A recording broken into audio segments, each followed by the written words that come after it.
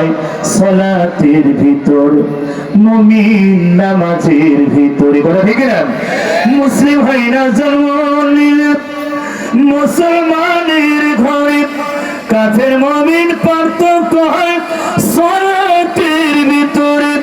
এই জীবনে নামাজ কেন, এই জীবনে সালাত কেন হয় না কবু কাজা?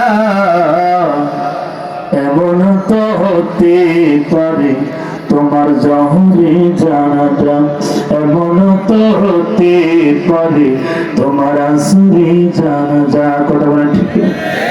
বলেন তোলাগুলো ইলমি ফারিদাতুন আলা কুল্লি মুসলিম। কবরে চলে যাব, পুরুষরা 3টা নেবে, মহিলারা 5টা নিয়ে নেবে।